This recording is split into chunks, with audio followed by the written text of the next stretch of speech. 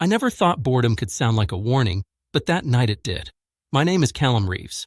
I'm 39, married for 11 years to a woman I thought I knew better than myself. Her name is Eliza. We built what most people would call a stable life. Suburban house outside Bristol. 2 cars. No kids by choice. Weekend dinners, shared bills, predictable routines. I didn't marry Eliza expecting constant excitement. I married her for partnership, consistency, peace. That mattered to me more than sparks. Eliza used to say the same. Early on, she liked that I was steady, that I didn't chase chaos. I worked in logistics, long hours, decent pay. I showed up. I listened. I never disappeared. For years, that seemed enough. We weren't wild, but we were close. We talked. We laughed quietly. We shared space without tension. I thought that was success. Somewhere around year 8, things shifted. Not suddenly. No explosion. Just erosion. She started scrolling more, talking less. Small criticisms slipped into conversations. I was predictable. Too routine. Too safe.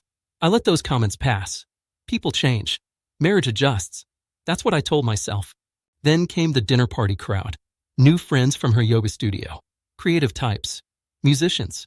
Freelancers. One guy stood out. Oliver Grant. Early 30s. Loud laugh. Confident in a way that felt rehearsed.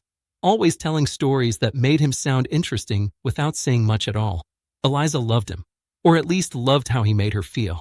I noticed how she leaned toward him when he spoke. How she laughed a little louder. I didn't accuse. I didn't question. I trusted my wife. One Friday night, after too much wine, she said it. Casually. Like it was a joke she expected me to laugh at. I'm bored, she said. Maybe we should invite someone exciting into our lives. You know, mix things up. Like Oliver. He's fun. She watched my face carefully. Not nervously. Curiously. As if she was testing something. I didn't answer right away. I waited for her to smile. To clarify. To say she was kidding. She didn't. She took another sip and shrugged. I mean, lots of couples do it. It doesn't have to mean anything. That was the moment. Not because of the suggestion itself, but because of how easily she made it. Like our marriage was a dull room that needed entertainment. Like I was furniture she'd grown tired of. I asked one question. Do you want him, or do you want excitement? She sighed. Annoyed. Why are you making this serious? It's just an idea. But it wasn't. Ideas don't come from nowhere. They come from desire. I told her I wasn't interested. Not angry. Not raised voice. Just clear. I said I didn't share intimacy. I didn't outsource meaning. I didn't invite strangers into something that was already fragile. She rolled her eyes. Said I was proving her point. Too rigid.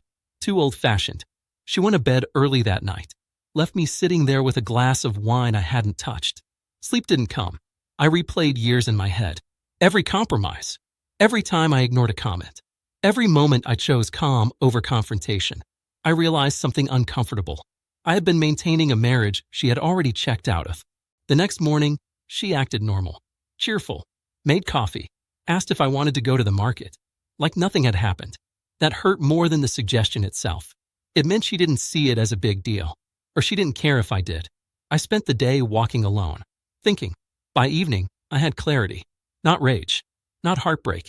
Clarity. I told her we needed to talk. She braced herself, already defensive. I said I wasn't bored. I was done being an option. I said if excitement required disrespect, I wasn't interested in the price. I told her I wouldn't compete with another man for my own wife's attention. Ever. She laughed once. Sharp. You're overreacting. That's when I knew. She wasn't confused. She was convinced she held the leverage. I packed that night. Not everything. Just what mattered. Clothes. Documents. Laptop. The quiet confidence that came from finally choosing myself. She stood in the doorway watching. Didn't stop me. Didn't apologize. Just said, you'll regret this.